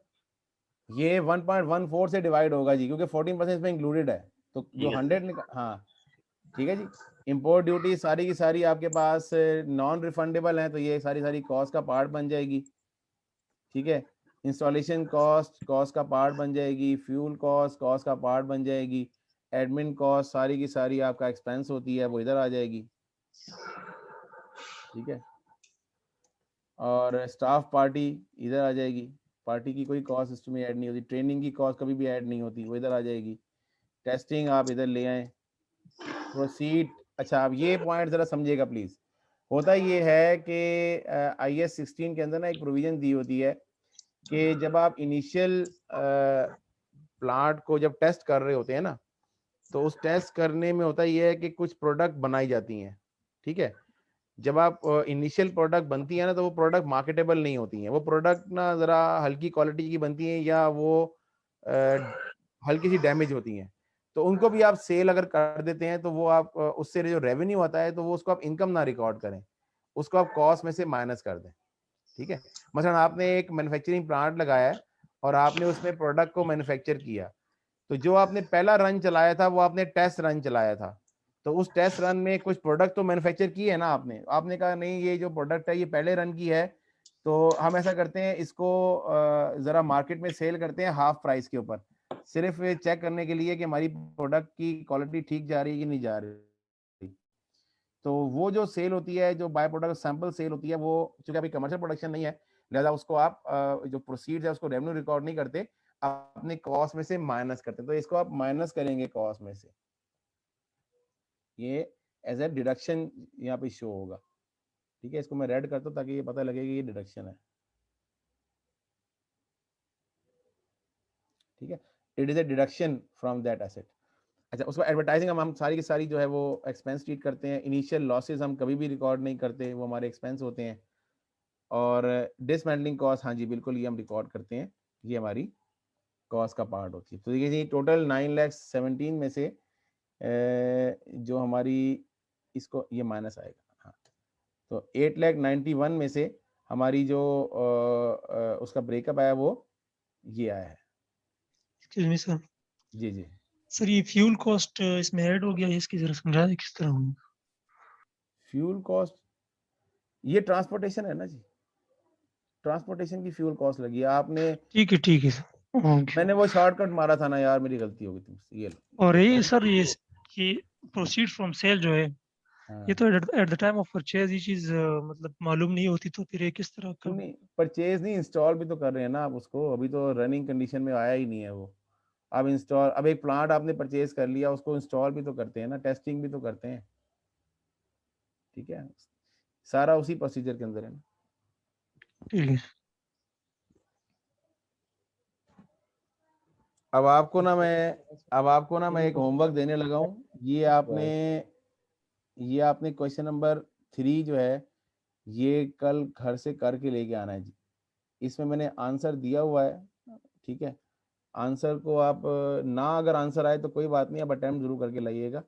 ये बड़ा क्वेश्चन है, इसमें केस दिया हुआ है, और ये जो आपके लॉन्ग क्वेश्चन है ना, ये उस तरह का एक क्वेश्चन एग्जाम में पूछ सकते हैं आपसे, ठीक है। तो लिहाजा कोई भी सवाल हम जो क्लास में करेंगे, इसका मतलब सिर्फ ये नहीं है कि वो जस्ट प्रैक्टिस के लिए कर रहे हैं, उसका मकसद एग्जाम की प्रिपरेशन भी है, ठीक है। तो ये जो क्वेश्चन नंबर 3 है, ये अगर आप अभी स्क्रीनशॉट लेना चाहते हैं स्क्रीनशॉट ले लें, नहीं लेना चाहते तो मैं थोड़ी देर में इसको वहाँ पे रख देता हूँ, ठीक है, वो वाला कर लें। तो ये चीज़ आप कल करके लाइएगा, और इसको मैं अभी आपको सेंड भी कर देता हूँ। सर वैसे ही टेबल बना के करना है? जी जी वैसे बना लें, ये मैंने आपको भेज दिया। ये आपको एक्सरसाइज नंबर 2 की वर्किंग से दोबारा दिखाएगा इसमें। जी जी मैं दिखा देता हूँ। मैं एक मिनट ज़रा, ये कुछ लिख रहा था, ये मैंने आपको मैसेज कर दिया, ये आपके ग्रुप में भी आ गया, ठीक है। एक्सरसाइज नंबर 2 की वर्किंग लें जी, कहाँ आगे गई है, ये लें जी। ये भी मैं अभी क्लास के बाद ना ये बुक जो है वहाँ पे रख भी देता हूँ आपके शेयर फोल्डर में। जी जी सर, ये जो स्टाफ ट्रेनिंग है ये तो सर एसेट नहीं होती था? नहीं, स्टाफ ट्रेनिंग IAS ने एक्सक्लूड की हुई है ना, इसलिए हम उसको नहीं कंसिडर करते। IAS ने स्पेशली एक्सक्लूड कर दिया इसको। उसका रीज़न क्या है, उसके ऊपर डिबेट है, वो अभी फ़िलहाल मैं आपसे डिस्कस नहीं करूँगा, लेकिन बहरहाल उसका आंसर अभी यही है कि ये IAS ने एक्सक्लूड किया हुआ है, इसलिए हम इसे एक्सक्लूड कर दें।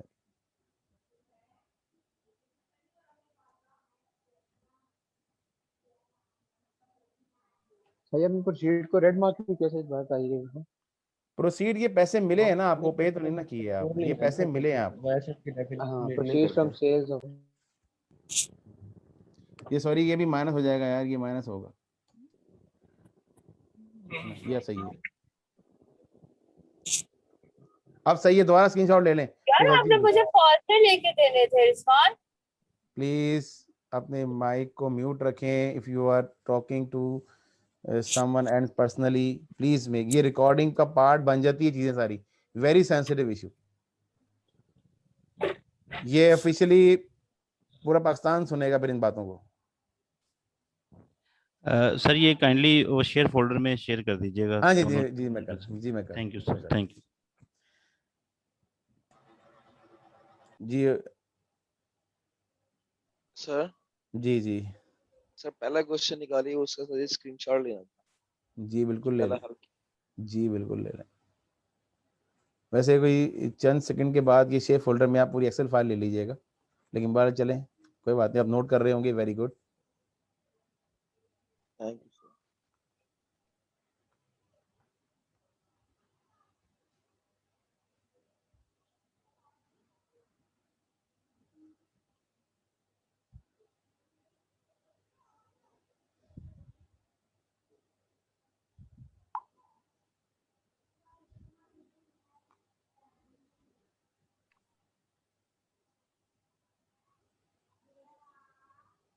ठीक है जी,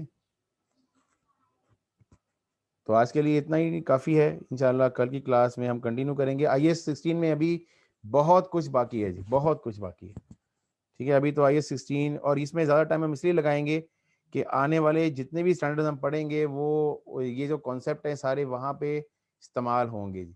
इम्पेयरमेंट पढ़ें, चाहे हम ग्रांट्स पढ़ें, चाहे हम बोरोइंग कॉस्ट पढ़ें, चाहे हम लीजिंग पढ़ें, ये सारे कॉन्सेप्ट एज इट इज़ वहाँ पे कैरी फॉरवर्ड हो जाएंगे। इसलिए यहाँ पे हम तकरीबन आने वाली 2 से 3 क्लासेस अब हमारी और लगेंगी इसके ऊपर। लेकिन अभी प्लीज़ इसमें कोई आप लोग छुट्टी ना कीजिएगा, इसमें ब्रेक कोशिश करें ना लेके आएँ इन चीज़ों में। तो क्योंकि ये जो स्टैंडर्ड्स हैं ये शुरू के फ्लैगशिप स्टैंडर्ड्स कहलाते हैं, बेंचमार्क स्टैंडर्ड्स कहलाते हैं। अगर इनमें आपका कोई थोड़ा सा भी लूप होल लग जाता है ना, तो बाकी आगे चीज़ें बड़ी फिर तंग करती हैं।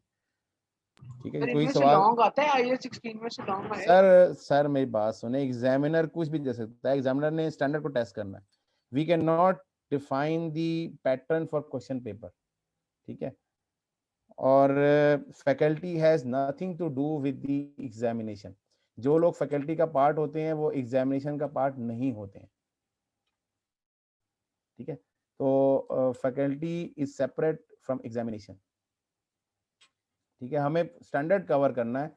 लॉन्ग क्वेश्चन भी आ सकते हैं ना, आप देखें ये आपको केस दिया हो और आपको कहा जाए कि calculate the cost of plant asset, ठीक है, और वो सवाल 5 नंबर का हो और आपने वर्किंग करके उसमें ऑप्शन लिखना हो।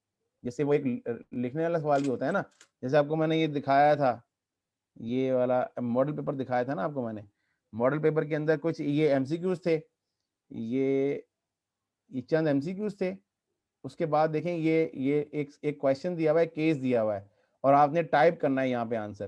तो मे ही पॉसिबल कि आपको सवाल यही दिया हो जो मैंने यहाँ पे दिया हुआ है IAS 16 का, और नीचे लिखा हो कि what is the cost of plant asset, तो आपको नीचे यहाँ पे टाइपिंग करके वो आंसर लिखना हो, ठीक है। तो कुछ भी आ सकता है जी एग्जामिनेशन में, डिस्क्रिप्टिव में कुछ भी आ सकता है। हमने स्टैंडर्ड कवर करना, ठीक है।